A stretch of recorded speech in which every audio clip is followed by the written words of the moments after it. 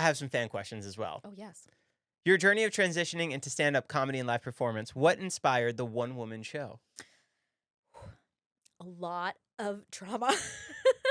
I think processing the show ending, processing the middle ending, and having like a full identity crisis, and then having my kids. Having the show is really the entry point. Like it's called I Was on a Sitcom, and the entry point is being on this sitcom playing Sue, but the bulk of the show is really about the like labor and delivery of my kids. And Twins. twins. Yeah, twins. So, and it was it's an insane story. And it also, I promise you, like, it relates back to playing Sue. And I think after the show ended and then I had these kids, I had these twins and I had this whole other life, I just had so much to say. And I was like, is this a pilot? Should I try to be creative? Should I write? I tried writing things with it and nothing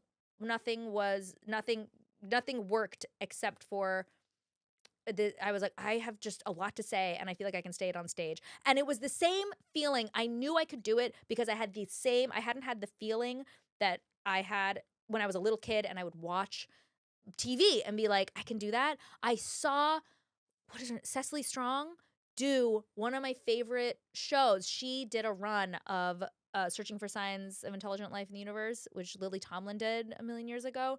I saw her do it, and I was like, and you just play a bunch of characters. It's a one-woman show, and she was so good. And I was like, I can do that. I want to do that. I want to try that. That sounds hard. That sounds like a hard thing that I want to try. And again, I love stand up. My husband is like, I'm always wanting to watch a stand up special, and he's like, not no. I mean, like I don't, and I'm like, if it's a special, like it's gonna be good. We're not going to like an open mic. But even I will even go to an open mic though. I love stand up, and when it's bad, I like seeing it and being like, you're doing that wrong. Like here's what you should be doing. But I love it. I love the art of it, and I think I thought I would be good at it, and you know what? I did it. Yeah. I actually really, really, really, really enjoyed it. And I got to be me. I got to actually be me on stage, which was something I've never, ever, ever done. It's different from being in a play. I, yeah, I loved it. Do you have any tour dates for it coming up? No, because I filmed the special and I'm going to release the special. Hopefully by the time this airs, the special will be out. Please go watch the special Where on can people YouTube. watch it? It's going to be on YouTube. Okay. On my YouTube. I guarantee there will be a link in my bio on all my socials. There's going to be a link on this video as well, so go watch it. Yes. And so after I release the special, I'm going to see if there's still want in other places to see it live. But if not, I am working on another hour. I shouldn't say that because it's so preliminary that it's like a year was gonna go by and they're like, what's happened to that hour? Like it's still in flux. It's still like it's still happening. It's weird. The first one flowed out of me. Just because that's your first one. That's like your debut album. Exactly. I feel a little like sophomore slump. I feel a little like I had so much to say and I said so much of it and I have more to say. And now also that my kids are older, there's so much more material about parenting, but also trying to figure out it's a different beast trying to figure out like what do I want? I had such a clear thing I wanted to say before. What do I want to say now? Well, what do I care about? What do I need? Like I needed to say that. I needed to write that show because I needed someone to hear that. And now I'm like, well, what do I need people to hear? There's a lot. I love attention. But what do I really need? What do I like? I could talk for 8 hours, but what's funny? What's going to be funny and important enough to be on stage? Right. Yeah, but I love it. What was your favorite memory on the set of the show? All my memories with Charlie. There were so many memories where every time we got delusional, like we had these insane inside jokes that I don't even know. I don't know how they came to be. They make no sense. Even when I like really try to meditate on like, what triggered this? Like we have this one, I think it happened during a Thanksgiving episode because those are just the longest days. Those are the longest scenes. And we were like under the table or something. They were lighting, and we're like, we're not gonna go back to our trailer. It's like 11 p.m. We were like under the dining room table, and we were like, just like, dead, like on the floor. And I think Charlie just said, "You have to pay the price, the rice price." It's not funny. It's not like it's not. And I lost my mind. I was tearing. The makeup had to come and like check my makeup because I was crying, laughing. And then he was like, "The rice price," and then he just had it for years. He's like, "You have to pay the price, the rice price. You have to pay the rice price." That's I think that's what I remember when I think of Filming in the Middle, and I think of him being off camera saying like this one another Thanksgiving episode where he said this line about cranberry sauce. It was like, "Who's gonna open the can of cranberry sauce?" was his line, but he had to say it so many times that it got so unhinged, and eventually it was just, "Who's gonna open the can of cranberry sauce?" And eventually, like, it was on his coverage, and the director was like, Can you just say it? We can't understand you. Can you say it normally?" But I think it was like season 1 or 2. I think of who's going to open the can of cranberry sauce, and I'm like, I'm filled with joy. How did they come up with the name Brick?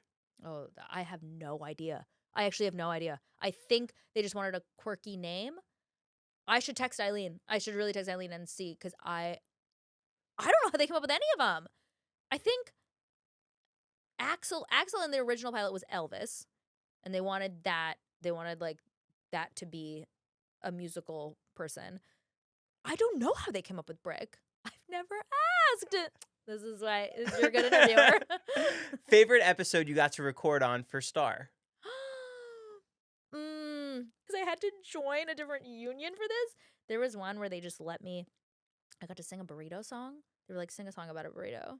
And they just let me go. They were like, "Do whatever, make it up." You just wing it. I just wung it, and I came up with a song. I think my greatest joy in life, other than comedy, I took a musical improv class, and I think it's some people hate it. Some people take it and they're like, "That is a form of torture. I would never ever. That is horrifying." I took it and I was like, this is my calling in life. I do this anyway. I'm constantly making up songs. I'm annoying every single person around me. And so for them to be like, "You like just make up this song." I think there were some words, but I got to just like, "Ooh, burrito, my burrito, burrito, burrito," something like that. And then they used it, and I think because of certain like music laws, they created instrumentation to it, and there was lip flap to it.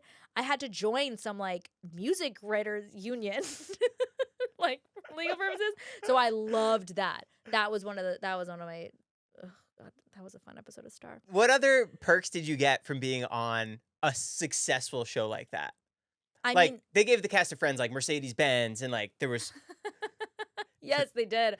We didn't get. I'll be honest. We did not get a raise in 6 years. We didn't get bonuses like that. Was that from the original contract? Yeah. And when other people now find out, like, they didn't renegotiate. We thought we were done. We all thought we were done after 6 years, because we were like, "Oh, contract's over." Contract's over, and they were like, "We're not gonna give you more money." And we're like, "I think we want a little bit more money." I'm still making what I made on the pilot when I was truly nobody. And that was not that much. Not that much money in the scope of what people get paid to do TV. Like when people say like, "Yeah, like $1 million an episode," I'm like, not even a fraction, like not even close to that for 6 years. And then, so we all thought we were done. And then when they were like, "What? Oh, of course we're gonna keep going. Like, why would you think that we wouldn't pay you more?" And we were all like, "Because you said you wouldn't pay us more?" What? And so we got a raise finally for season 7. We got one raise, and that was it. The middle was truly, we had maybe too little of egos.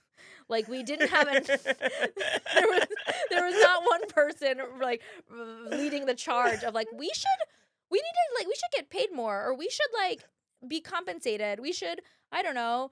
Maybe we should. I don't know. Everyone was just like, okay, yeah, okay. We just came to work and did our thing, and I kept our head down, like, and just did our jobs.